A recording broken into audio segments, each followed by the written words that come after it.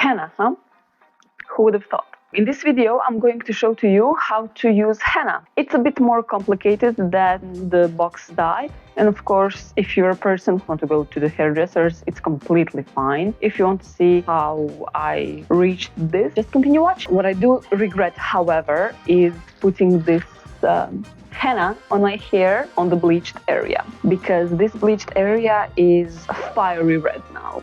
I don't necessarily prefer that on myself. I would much rather if it was all like a deep copper color, but never mind. So of course, henna is not going to look the same on everyone. If you're a person with darker hair color, you can expect something burgundy, I suppose, or deep copper. If you are light-haired like I am, you can expect this bright copper color. Also, the time you wait with henna on, I waited for about 3 hours.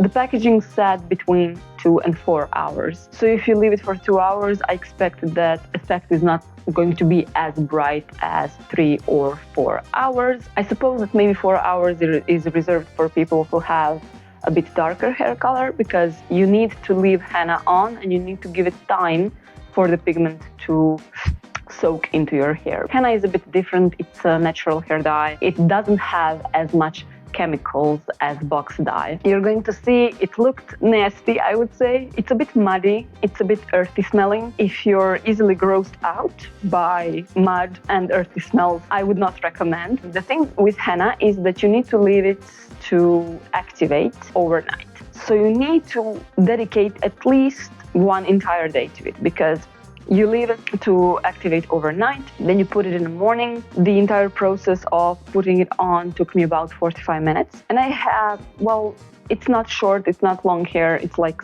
somewhere medium length, so it took me 45 minutes to put everything on. What you need to be mindful of is selecting smaller strands of hair. What I did is that in the bottom part, I took larger sections, and it was much more difficult for me to get the henna on all parts of hair. Later on, when I got the hang of it, I decided to take smaller strands. First of all, it was easily applicable like that.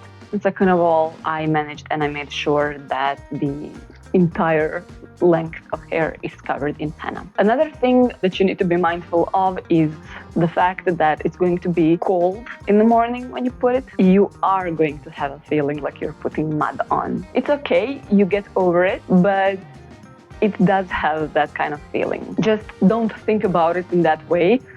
Think about the beautiful color that you're going to have afterwards. Another thing to be mindful of is the smell of henna that will linger a bit in your hair. Even after you use the conditioner, even after you use your shampoo, I still feel like the smell of henna in my hair. Not as strong as, for example, the smell of box dye after you've put it on. So I would say it's manageable. I'll wash it again in a couple of days, so it's going to be all right. When you're working with henna, make sure to cover all the surfaces around you with something, some kind of towel that you don't mind messing up, because it will skirt around and it will fall out in chunks because it is like mud.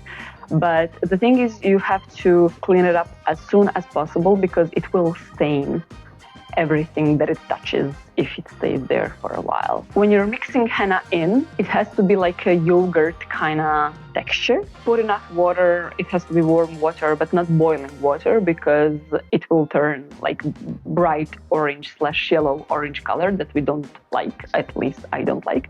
That's the warning on the packaging. So you need to put it in the warm water, just enough water to make it yogurt-like, and then cover it with saran wrap and let it activate until the morning. After you finished putting it on the hair, you need to keep henna warm, because if it cools out, it will definitely be like dirt, like mud that got dried out on your hair, and it's going to be a pain in the ass to wash it out. Put some saran wrap around, put some towel on, or a beanie that's old and that you don't mind staining. I think this is going to be quite difficult in summer.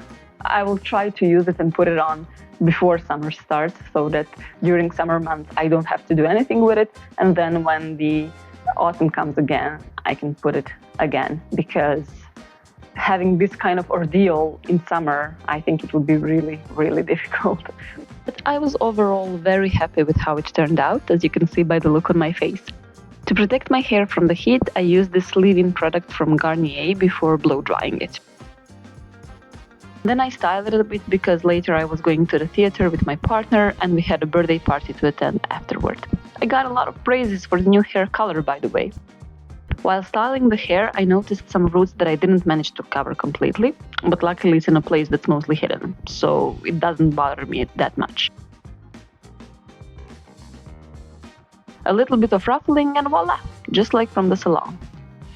Thank you so much for watching. If you like this, please give it a thumbs up and see you in my next one.